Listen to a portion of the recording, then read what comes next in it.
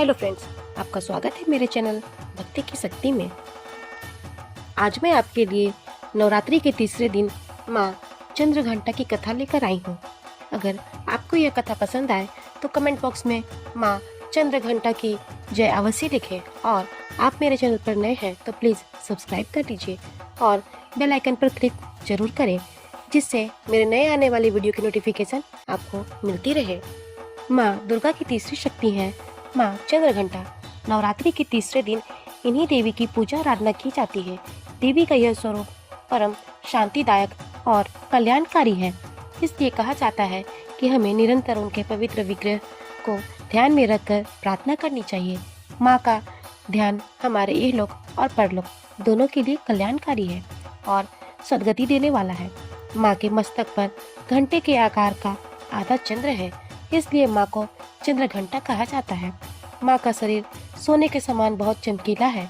माता के 10 हाथ है। माँ खड्ग और अन्य अस्त्र शस्त्र से विभूषित है। सिंह पर सवार माँ की मुद्रा युद्ध के लिए उद्यत रहने की है।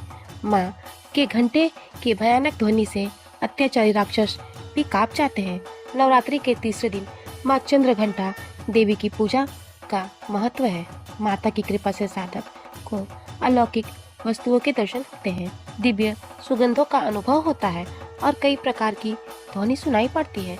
इन क्षणों में साधक को बहुत सावधान रहना चाहिए।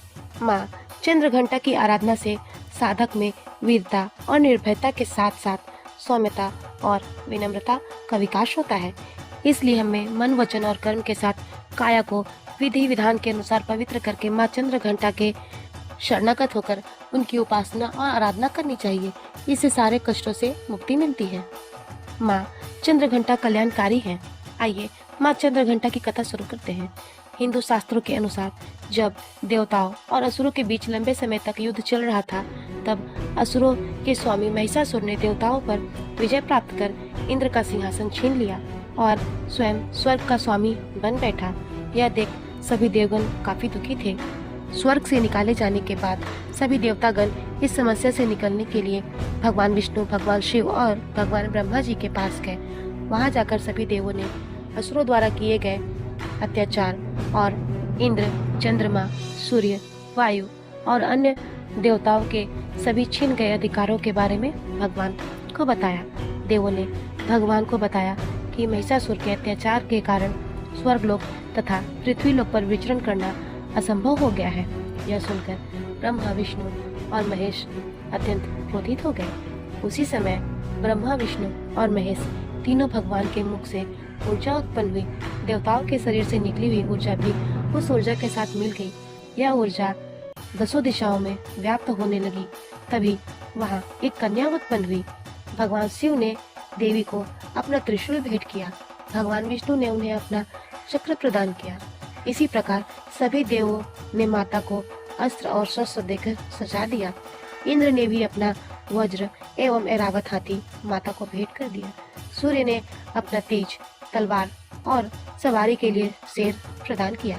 तब देवी सभी शस्त्रों को लेकर महिषासुर से युद्ध करने के लिए युद्ध भूमि में आ गई। उनका यह विशाल रूप देखकर महिषासुर भय से कांप उठा। तब महिषासुर ने अपनी सेना को माँ चंद्रघंटा के ऊपर हमला करने के लिए कहा।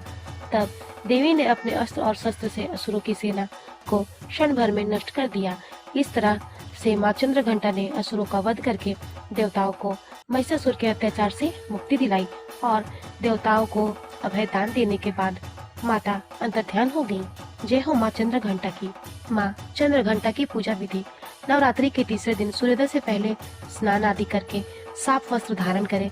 चौकी पर लाल वस्त्र बिछाकर माता की प्रतिमा स्थापित करें और इस स्थान को गंगा जल से शुद्ध करें। फिर व्रत का संकल्प लेकर वैदिक तथा सप्तशती मंत्रों द्वारा माँ चंद्रघंटा सहित सभी देवी देवताओं की विधि विधान से पूजा करें। माँ को पंचामृत यानी दूध, दही, घी और शहद से स्नान कराने के बाद माता का श्रृंगार करें। माता को लाल वस्त्र, चंदन, रोली, हल्दी, सिंदूर, नारियल, गुड़, जवा का फूल और फल, मिठाई अर्पित करें। माँ चंद्रघंटा के मंत्रों का 108 बार जाप करें। माँ चंद्रघंटा के मंत्रों का जाप करने से भक्तों की सभी समस्याओं का निवारण होता है। माता को गाय के दूध से बने व्यंजन, फल और गुड़ का भोग लगाएं। कहा जाता है कि माता को गुड़ अत्यंत प्रिय है। माता की कथा का पाठ कर आरती करें। माँ चंद्रघंटा का भोग। माँ चंद्रघंटा को मीठी खीर बेहद प्रिय है। अगर नवरात्रि के तीसरे दिन माता को गाय के दूध से बनी खीर का भोग लगाया जाए तो माता अति प्रसन्न होती है। मान्यता है कि कन्याओं को इस दिन खीर, हलवा और स्वादिष्ट मिठाई खिलाई जाए तो माँ बेहद प्रसन्न होती है और उनकी कृपा से व्यक्ति हर बाधा से मुक्त हो जाता है। और इसके अलावा माँ चंद्रघंटा को शहद का भोग भी लगाया जाता है। नवरात्रि के तीसरे दिन की पूजा में दूध की प्रधानता होनी चाहिए। पूजन के उपरांत यह दूध ब्राह्मण को दे देना चाहिए। इस दिन सिंदूर लगाने की भी परंपरा है। देवी चंद्रघंटा को प्रसन्न करने के लिए भक्त को भूरे रंग के कपड़े पहनने चाहिए। माता को अपना वाहन शेर बहुत प्रिय है और इसलिए सुनहरे रंग के कपड़े पहनना भी शुभ माना जाता है। माँ चंद्रघंटा का स्वरूप। माँ दुर्गा की तीसरी शक्ति का नाम चंद्रघंटा है और इनके शरीर का रंग स्वर्ण के समान चमकीला है। माँ का वाहन सिंह है। माँ की उपासना से भक्त समस्त सांसारिक कष्टों से छूटकर आसानी से मुक्त हो जाते हैं। इनके 10 हाथों में कमल, धनुष, बाण, कमंडल, तलवार, त्रिशूल, गदा जैसे अस्त्र है और सिंह माँ का वाहन है। माँ के गले में श्वेत पुष्प की माला है और सर पर रक्त जड़ित मुकुट सुशोभित है और माँ युद्ध की मुद्रा में विराजमान रहती है। ज्योतिष में माँ का संबंध मंगल ग्रह से है। नवरात्रि की उपासना में तीसरे दिन की पूजा का अत्यधिक महत्व है और इस दिन माँ चंद्रघंटा के विग्रह का पूजन और आराधना किया जाता है। माँ की तंत्र साधना में मणिपुर चक्र जागृत होता है।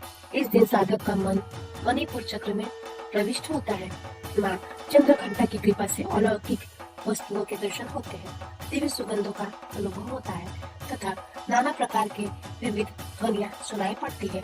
ये क्षण साधक के लिए अत्यंत सावधानी रखने के होते हैं। माता की कृपा से साधक के समस्त पाप नष्ट हो जाते हैं।